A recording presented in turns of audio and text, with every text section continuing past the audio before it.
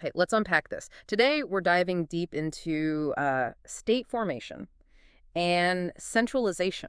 Right? Basically, how rulers started trying to build, a proper territory, clear borders, administration, rules, making it obvious who's in charge. Yeah, and what's fascinating here is just how big a shift this was. I mean, you're moving away from that really fragmented feudal system. That old system where kings often felt kind of powerless, right? That Anmacht idea. Exactly. Powerless because their own lords, the lean man, were often doing their own thing, maybe not so loyal, very independent. Okay, so that fragmentation was the problem. How did rulers start to, well, fix that?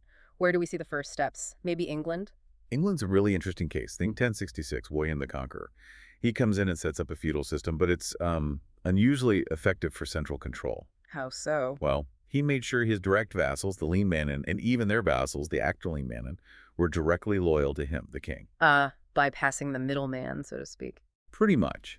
He even sort of fostered a national feeling, helped by, wars against neighbors. It created a stronger sense of us. But that English system, while strong in England, didn't solve the core weakness of feudalism everywhere, did it? France seems like the obvious counterpoint. Absolutely. France really shows the flip side.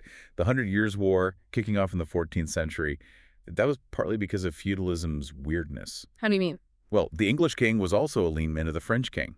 Wait, really? Yeah, he held French land, like Aquitaine, so he was technically a vassal in France while being a king in England. It was messy. Okay, that is awkward. A recipe for conflict. And speaking of things that are incredibly helpful, if you're finding this dive into medieval power struggles interesting, maybe take a quick moment to like, subscribe, or even leave a comment. It genuinely helps us keep bringing these kinds of discussions to you. Definitely appreciated.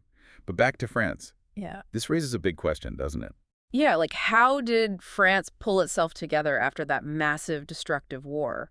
Winning is one thing, but actually centralizing power after all that. It seems counterintuitive. But the war, in a way, helped clear the decks. And something else was happening. To go on. The economy was changing. You had trade picking up, industries growing, and cities making money. The money economy. So cities could pay taxes. Exactly. And taxes. That was the game changer for kings. Right, because if you have your own money... You don't need to rely so much on your nobles bringing their armies. You can hire your own soldiers. Mercenaries, maybe, but loyal because you pay them. So less dependence on potentially troublesome lords. Precisely. And it wasn't just soldiers. With tax money, French kings started hiring educated officials, Amtenaren people loyal to the crown, not just their local plot of land. Like a professional civil service, almost. Sort of, yeah. They'd run regions for the king, enforce his laws. Speaking of which, they started pushing for uniform laws across the whole country. Centralizing justice and administration from, say, Paris? That's the idea. Making royal power felt everywhere, not just near the king. And this wasn't just a French thing, right? You mentioned Burgundy earlier. Right, the Dukes of Burgundy were doing something similar.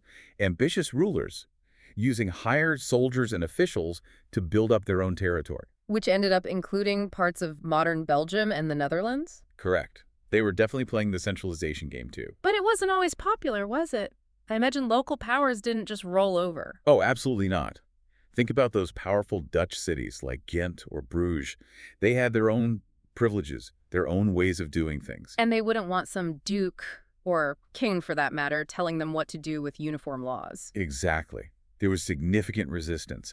People fiercely guarded their local rights against this centralizing push. It reminds us, centralization wasn't neat or tidy. So, wrapping this up then, what's the big takeaway?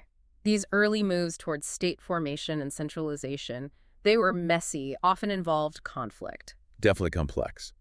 But they fundamentally changed how power worked in Europe. Moving away from that fragmented feudal model. Towards a central authority, one with, ideally, standardized laws, paid officials, a defined territory. It really laid the groundwork for, well, the modern nation-state. It makes you think, doesn't it? How much of our world today, national identity, how governments work, even just paying taxes, how much of that really started taking shape way back then with these medieval efforts to pull everything together under one rule? It's a direct line, in many ways, something to definitely ponder.